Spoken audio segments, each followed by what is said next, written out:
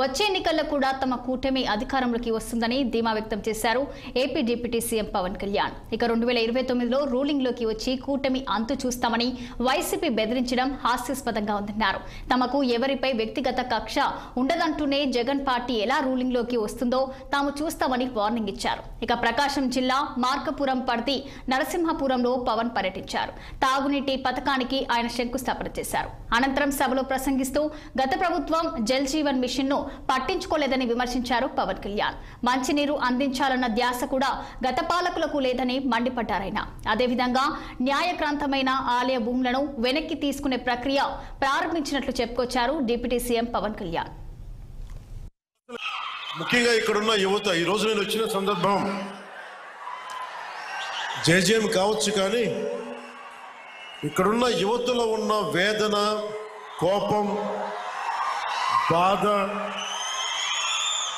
ఆంధ్రప్రదేశ్లోనే మా ప్రకాశం జిల్లా ఇంత నిర్లక్ష్యానికి ఎందుకు గురి కాబడింది, దశాబ్దాలుగా ఉన్న వెలుగొండ ప్రాజెక్టు ఎందుకు చేయలేకపోయారు, పరిశ్రమలు పక్కన పెట్టండి, ఇంత ఉపాధి అవకాశాలు మాకు ఎందుకు కల్పించలేకపోయారు, ఊళ్ళకి ఊళ్ళు ఖాళీ అయిపోతూ ఉన్నాయి, వలసలకి మేము వేరే ప్రాంతాలకు వెళ్ళాల్సి వస్తుంది.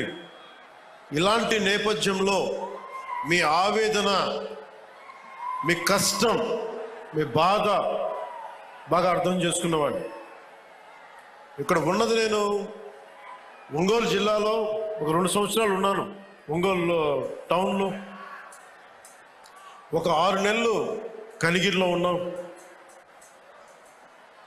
అప్పటి నుంచి ఇప్పటికి కూడా కేవలం నీటి సమస్య, తాగునీటి సమస్య.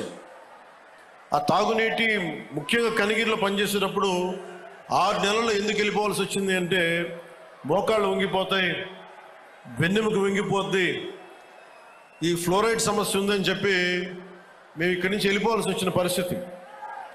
అందుకని నాకు ఆ కష్టం అప్పటి నుంచి ఇప్పుడు దాకా నా గుండెలో ఉండిపోయింది.